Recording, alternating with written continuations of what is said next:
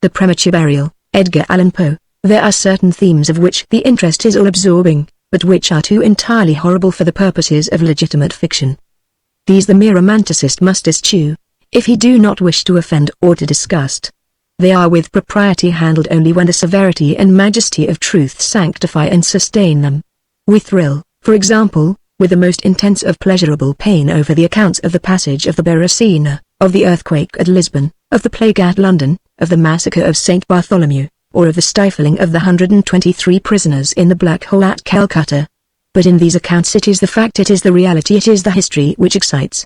As inventions, we should regard them with simple abhorrence. I have mentioned some few of the more prominent and august calamities on record, but in these it is the extent, not less than the character of the calamity, which so vividly impresses the fancy. I need not remind the reader that, from a long and weird catalogue of human miseries, I might have selected many individual instances more replete with essential suffering than any of these vast generalities of disaster. The true wretchedness, indeed the ultimate woe, is particular, not diffuse. That the ghastly extremes of agony are endured by man the unit, and never by man the mass. For this let us thank a merciful God. To be buried while alive is, beyond question, the most terrific of these extremes which has ever fallen to the lot of mere mortality. That it has frequently, very frequently, so fallen will scarcely be denied by those who think. The boundaries which divide life from death are at best shadowy and vague. Who shall say where the one ends, and where the other begins? We know that there are diseases in which occur total cessations of all the apparent functions of vitality, and yet in which these cessations are merely suspensions, properly so called. They are only temporary pauses in the incomprehensible mechanism. A certain period elapses, and some unseen mysterious principle again sets in motion the magic pinions and the wizard wheels. The silver cord was not forever loosed, nor the golden bowl irreparably broken. But where, meantime, was the soul, apart, however, from the inevitable conclusion, a priori, that such causes must produce such effects, that the well-known occurrence of such cases of suspended animation must naturally give rise, now and then, to premature interments. Apart from this consideration, we have the direct testimony of medical and ordinary experience to prove that a vast number of such interments have actually taken place. I might refer at once, if necessary, to 100 well-authenticated instances. One of very remarkable character, and of which the circumstances may be fresh in the memory of some of my readers, occurred, not very long ago, in the neighboring city of Baltimore, where it occasioned a painful, intense, and widely extended excitement. The wife of one of the most respectable citizens, a lawyer of eminence and a member of Congress, was seized with a sudden and unaccountable illness, which completely baffled the skill of her physicians. After much suffering she died, or was supposed to die. No one suspected, indeed, or had reason to suspect, that she was not actually dead. She presented all the ordinary appearances of death. The face assumed the usual pinched and sunken outline. The lips were of the usual marble pallor. The eyes were lustreless. There was no warmth. Pulsation had ceased. For 3 days the body was preserved unburied, during which it had acquired a stony rigidity. The funeral, in short, was hastened, on account of the rapid advance of what was supposed to be decomposition. The lady was deposited in her family vault, which, for 3 subsequent years, was undisturbed. At the expiration of this term it was opened for the reception of a sarcophagus but, alas! How fearful a shock awaited the husband, who, personally, threw open the door. As its portals swung outwardly back, some white-apparelled object fell rattling within his arms. It was the skeleton of his wife in her yet unmoulded shroud. A careful investigation rendered it evident that she had revived within 2 days after her entombment, that her struggles within the coffin had caused it to fall from a ledge, or shelf, to the floor, where it was so broken as to permit her escape. A lamp which had been accidentally left, full of oil, within the tomb, was found empty. It might have been exhausted, however, by evaporation. On the uttermost of the steps which led down into the dread chamber was a large fragment of the coffin, with which, it seemed, that she had endeavored to arrest attention by striking the iron door. While thus occupied, she probably swooned, or possibly died, through sheer terror, and, in failing, her shroud became entangled in some ironwork which projected interiorly. Thus she remained, and thus she rotted, erect. In the year 1810, a case of living inhumation happened in France, attended with circumstances which go far to warrant the assertion that truth is, indeed, stranger than fiction. The heroine of the story was a Mademoiselle Victorine Lafayette, a young girl of illustrious family, of wealth, and of great personal beauty.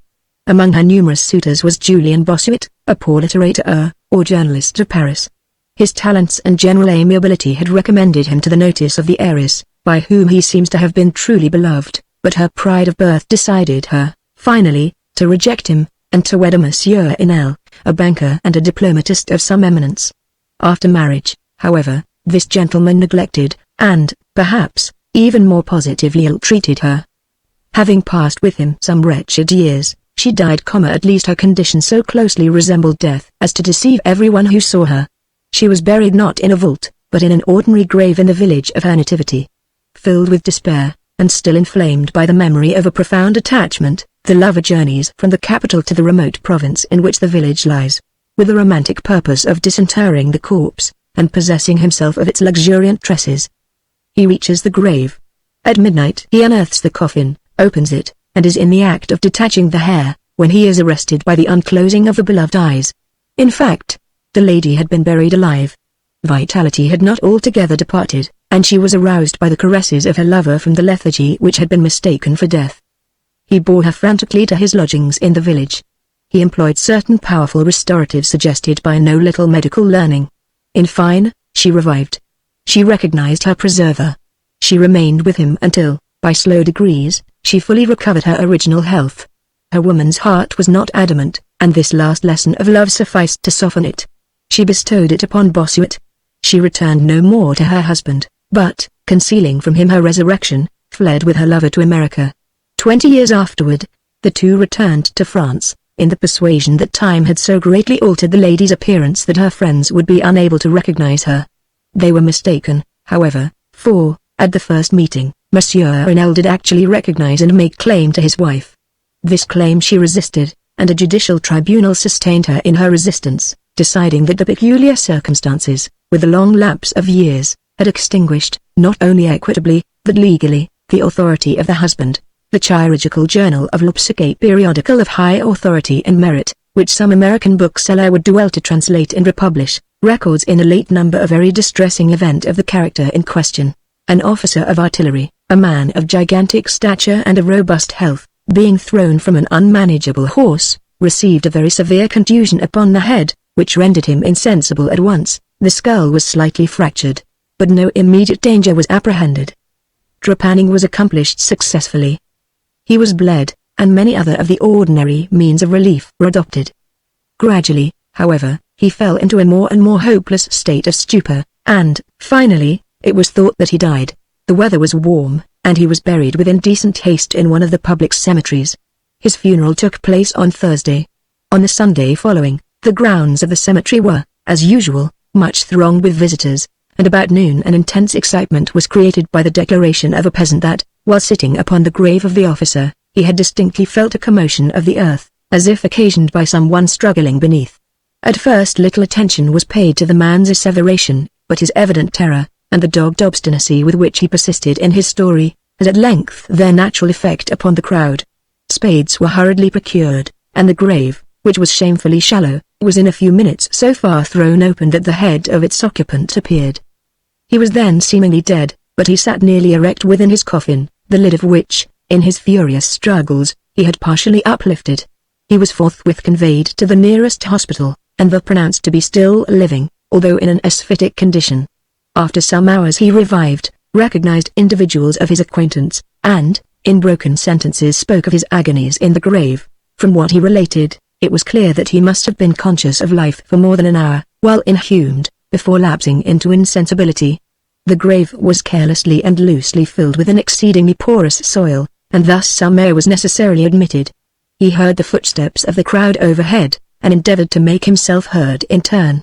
It was the tumult within the grounds of the cemetery, he said, which appeared to awaken him from a deep sleep, but no sooner was he awake than he became fully aware of the awful horrors of his position. This patient, it is recorded, was doing well and seemed to be in a fair way of ultimate recovery, but fell a victim to the quackeries of medical experiment.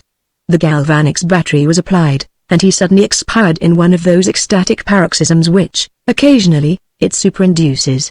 The mention of the galvanic battery, nevertheless, recalls to my memory a well-known and very extraordinary case in point, where its action proved the means of restoring to animation a young attorney of London, who had been interred for 2 days. This occurred in 1831, and created, at the time, a very profound sensation wherever it was made the subject of converse. The patient, Mr. Edward Stapleton, had died, apparently of typhus fever, accompanied with some anomalous symptoms which had excited the curiosity of his medical attendants. Upon his seeming decease, his friends were requested to sanction a post-mortem examination, but declined to permit it. As often happens, when such refusals are made, the practitioners resolved to disinter the body and dissect it at leisure, in private. Arrangements were easily effected with some of the numerous corps of body snatchers, with which London abounds, and, upon the third night after the funeral, the supposed corpse was unearthed from a grave 8 feet deep, and deposited in the opening chamber of one of the private hospitals. An incision of some extent had been actually made in the abdomen, when the fresh and undecayed appearance of the subject suggested an application of the battery. One experiment succeeded another, and the customary effects supervened, with nothing to characterize them in any respect, except, upon 1 or 2 occasions, a more than ordinary degree of lifelikeness in the convulsive action. It grew late. The day was about to dawn, and it was thought expedient, at length, to proceed at once to the dissection. A student, however, was especially desirous of testing a theory of his own, and insisted upon applying the battery to one of the pectoral muscles.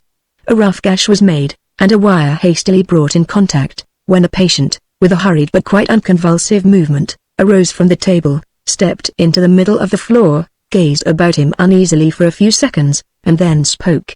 What he said was unintelligible, but words were uttered, the syllabification was distinct. Having spoken, he fell heavily to the floor. For some moments all were paralyzed with awe, but the urgency of the case soon restored them their presence of mind. It was seen that Mr. Stapleton was alive, although in a swoon. Upon exhibition of ether he revived and was rapidly restored to health, and to the society of his friends, from whom, however, all knowledge of his resuscitation was withheld, until a relapse was no longer to be apprehended. Their wonder, their rapturous astonishment may be conceived. The most thrilling peculiarity of this incident, nevertheless, is involved in what Mr. S. himself asserts. He declares that at no period was he altogether insensible, that, dully and confusedly, he was aware of everything which happened to him, from the moment in which he was pronounced dead by his physicians, to that in which he fell swooning to the floor of the hospital. I am alive, were the uncomprehended words which, upon recognizing the locality of the dissecting room, he had endeavored, in his extremity, to utter. It were an easy matter to multiply such histories as these, but I forbear, for, indeed, we have no need of such to establish the fact that premature interments occur. When we reflect how very rarely, from the nature of the case, we have it in our power to detect them, we must admit that they may frequently occur without our cognizance. Scarcely, in truth, is a graveyard ever encroached upon, for any purpose, to any great extent, that skeletons are not found in postures which suggest the most fearful of suspicions. Fearful indeed the suspicion, but more fearful the doom. It may be asserted, without hesitation, that no event is so terribly well adapted to inspire the supremeness of bodily and of mental distress, as is burial before death. The unendurable oppression of the lungs, the stifling fumes from the damp earth, the clinging to the death garments, the rigid embrace of the narrow house, the blackness of the absolute night, the silence like a sea that overwhelms, an unseen but palpable presence of the conqueror worm, these things, with the thoughts of the air and grass above, with memory of dear friends who would fly to save us if but informed of our fate, and with consciousness that of this fate they can never be informed, that our hopeless portion is that of the really dead, these considerations, I say, carry into the heart, which still palpitates, a degree of appalling and intolerable horror from which the most daring imagination must recoil. We know of nothing so agonizing upon earth, we can dream of nothing half so hideous in the realms of the nethermost hell. And thus all narratives upon this topic have an interest profound, an interest, nevertheless, which, through the sacred awe of the tropic itself, very properly and very peculiarly depends upon our conviction of the truth of the matter narrated. What I have now to tell is of my own actual knowledge, of my own positive and personal experience. For several years I had been subject to attacks of the singular disorder which physicians have agreed to term catalepsy, in default of a more definitive title.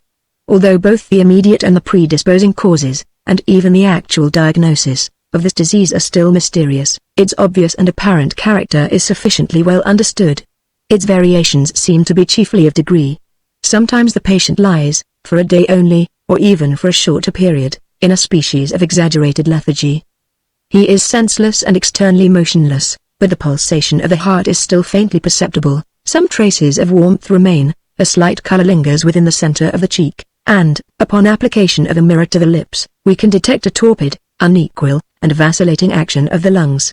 Then again the duration of the trance is for weeks, even for months, while the closest scrutiny, and the most rigorous medical tests, fail to establish any material distinction between the state of the sufferer and what we conceive of absolute death. Very usually he is saved from premature interment solely by the knowledge of his friends that he has been previously subject to catalepsy, by the consequent suspicion excited, and, above all, by the non-appearance of decay. The advances of the malady are, luckily, gradual. The first manifestations, although marked, are unequivocal. The fits grow successively more and more distinctive, and endure each for a longer term than the preceding. In this lies the principal security from inhumation. The unfortunate whose first attack should be of the extreme character which is occasionally seen, would almost inevitably be consigned alive to the tomb. My own case differed in no important particular from those mentioned in medical books.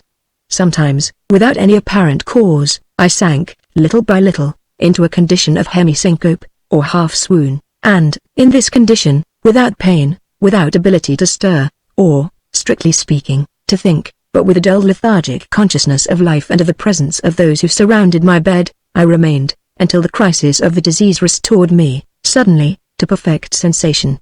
At other times I was quickly and impetuously smitten.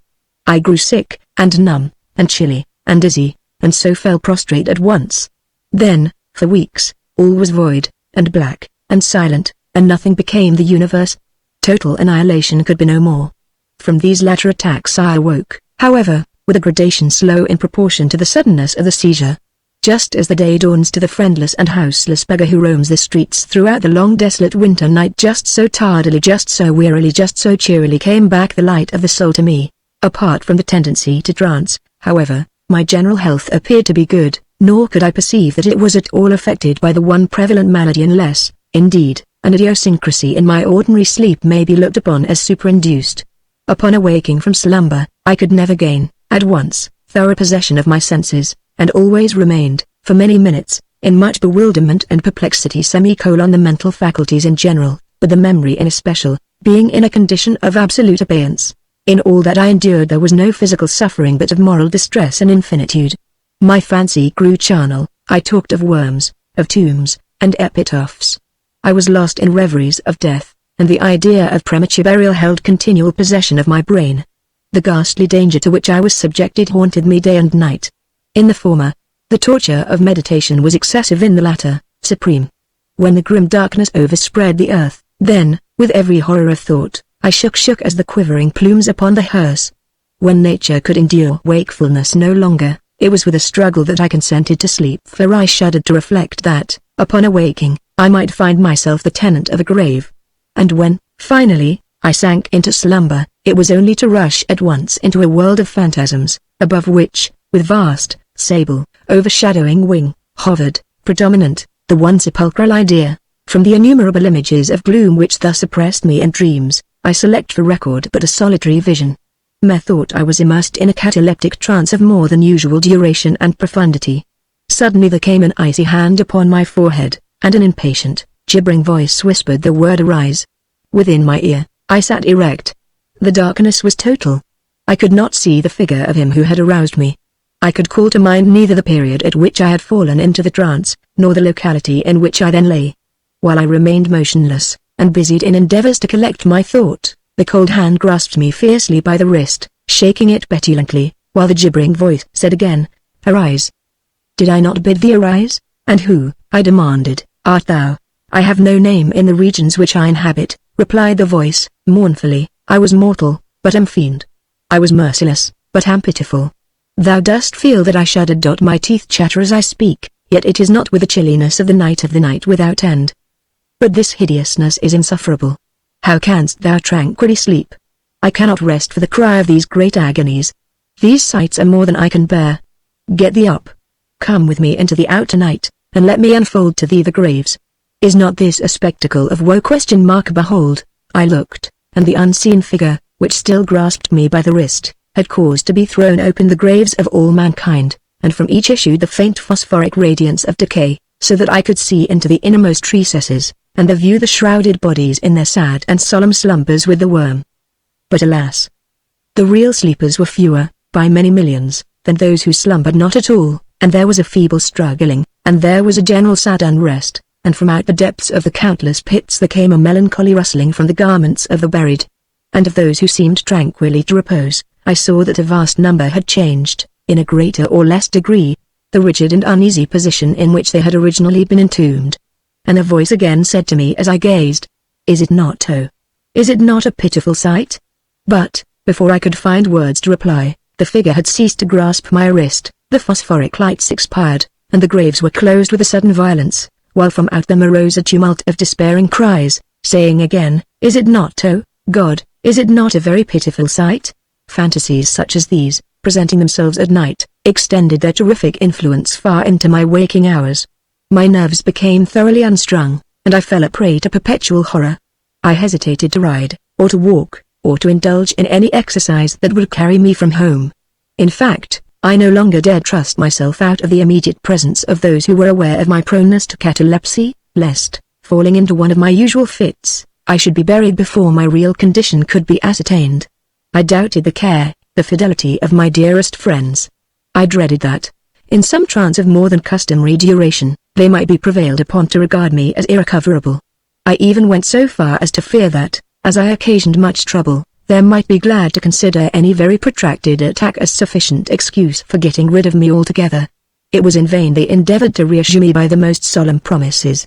I exacted the most sacred oaths, that under no circumstances they would bury me until decomposition had so materially advanced as to render farther preservation impossible. And, even then, my mortal terrors would listen to no reason, would accept no consolation. I entered into a series of elaborate precautions. Among other things, I had the family vault so remodeled as to admit of being readily opened from within. The slightest pressure upon a long lever that extended far into the tomb would cause the iron portal to fly back. There were arrangements also for the free admission of air and light, and convenient receptacles for food and water, within immediate reach of the coffin intended for my reception. This coffin was warmly and softly padded, and was provided with a lid, fashioned upon the principle of the vault door, with the addition of springs so contrived that the feeblest movement of the body would be sufficient to set it at liberty. Besides all this, there was suspended from the roof of the tomb, a large bell, the rope of which, it was designed, should extend through a hole in the coffin, and so be fastened to one of the hands of the corpse. But, alas! What avails the vigilance against the destiny of man? Not even these well-contrived securities sufficed to save from the uttermost agonies of living inhumation, a wretch to these agonies foredoomed. There arrived an epoch as often before there had arrived in which I found myself emerging from total unconsciousness into the first feeble and indefinite sense of existence. Slowly with a tortoise gradation approached the faint grey dawn of the psychal day. A torpid uneasiness. An apathetic endurance of dull pain. No care, no hope, no effort. Then, after a long interval, a ringing in the ears, then, after a lapse still longer, a prickling or tingling sensation in the extremities, then a seemingly eternal period of pleasurable quiescence, during which the awakening feelings are struggling into thought, then a brief resinking into non-entity, then a sudden recovery. At length the slight quivering of an eyelid, and immediately thereupon, an electric shock of a terror, deadly and indefinite, which sends the blood in torrents from the temples to the heart. And now the first positive effort to think. And now the first endeavor to remember. And now a partial and evanescent success. And now the memory has so far regained its dominion, that, in some measure, I am cognizant of my state. I feel that I am not awaking from ordinary sleep. I recollect that I have been subject to catalepsy. And now, at last, as if by the rush of an ocean, my shuddering spirit is overwhelmed by the one grim danger, by the one spectral and ever-prevalent idea. For some minutes after this fancy possessed me, I remained without motion. And why? I could not summon courage to move. I dared not make the effort which was to satisfy me of my fate, and yet there was something at my heart which whispered me it was sure. Despair such as no other species of wretchedness ever calls into being, despair alone urged me, after long irresolution, to uplift the heavy lids of my eyes. I uplifted them. It was dark, all dark. I knew that the fit was over. I knew that the crisis of my disorder had long passed.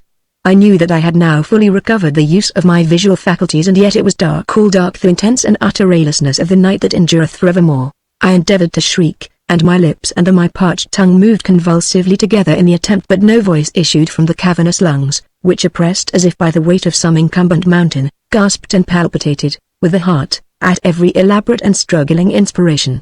The movement of the jaws, in this effort to cry aloud, showed me that they were bound up, as is usual with the dead. I felt, too, that I lay upon some hard substance, and by something similar my sides were, also, closely compressed. So far, I had not ventured to stir any of my limbs, but now I violently threw up my arms, which had been lying at length, with the wrists crossed. They struck a solid wooden substance, which extended above my person at an elevation of not more than 6 inches from my face. I could no longer doubt that I reposed within a coffin at last, and now, amid all my infinite miseries, came sweetly the cherub hope, for I thought of my precautions. I writhed, and made spasmodic exertions to force open the lid. It would not move. I felt my wrists for the bell rope. It was not to be found. And now the comforter fled forever, and a still sterner despair reigned triumphant, for I could not help perceiving the absence of the paddings which I had so carefully prepared. And then, too, there came suddenly to my nostrils the strong peculiar odor of moist earth. The conclusion was irresistible. I was not within the vault. I had fallen into a trance while absent from home, while among strangers. When, or how, I could not remember, and it was they who had buried me as a dog nailed up in some common coffin and thrust deep, deep, and forever, into some ordinary and nameless grave, as this awful conviction forced itself, thus, into the innermost chambers of my soul. I once again struggled to cry aloud. And in this second endeavor I succeeded. A long, wild, and continuous shriek, or yell of agony, resounded through the realms of the subterranean night. "Hello! Hello, there!" said a gruff voice, in reply. "What the devil's the matter now?" said a second. "Get out o' that," said a third. "What do you mean by yowling in that air kind of style, like a catamount?" said a fourth, and hereupon I was seized and shaken without ceremony, for several minutes, by a junto of very rough-looking individuals. They did not arouse me from my slumber, for I was wide awake when I screamed, but they restored me to the full possession of my memory. This adventure occurred near Richmond, in Virginia. Accompanied by a friend, I had proceeded, upon a gunning expedition, some miles down the banks of the James River. Night approached, and we were overtaken by a storm. The cabin of a small sloop lying at anchor in the stream, and laden with garden mold, afforded us the only available shelter. We made the best of it, and passed the night on board. I slept in one of the only 2 berths in the vessel, and the berths of a sloop of 60 or 20 tons need scarcely be described. That which I occupied had no bedding of any kind. Its extreme width was 18 inches. The distance of its bottom from the deck overhead was precisely the same. I found it a matter of exceeding difficulty to squeeze myself in. Nevertheless, I slept soundly, and the whole of my vision, for it was no dream, and no nightmare, arose naturally from the circumstances of my position, from my ordinary bias of thought, and from the difficulty, to which I have alluded, of collecting my senses, and especially of regaining my memory, for a long time after awaking from slumber. The men who shook me were the crew of the sloop, and some laborers engaged to unload it. From the load itself came the earthly smell. The bandage about the jaws was a silk handkerchief in which I had bound up my head, in default of my customary nightcap. The tortures endured, however, were indubitably quite equal for the time, to those of actual sepulture. They were inconceivably hideous, but out of evil proceeded good, for their very excess wrought in my spirit an inevitable revulsion. My soul acquired tone, acquired temper. I went abroad. I took vigorous exercise. I breathed the free air of heaven. I thought upon other subjects than death. I discarded my medical books. Buchan I burned. I read no night thoughts, no fustian about churchyards, no bugaboo tales such as this. In short, I became a new man, and lived a man's life. From that memorable night, I dismissed forever my charnel apprehensions, and with them vanished the cataleptic disorder, of which, perhaps, they had been less the consequence than the cause. There are moments when, even to the sober eye of reason, the world of our sad humanity may assume the semblance of a hell, but the imagination of man is no Caritas, to explore with impunity its every cavern. Alas! The grim legion of sepulchral terrors cannot be regarded as altogether fanciful, but, like the demons in whose company Afrasiab made his voyage down the Oxus, they must sleep, or they will devour us. They must be suffered to slumber, or we perish.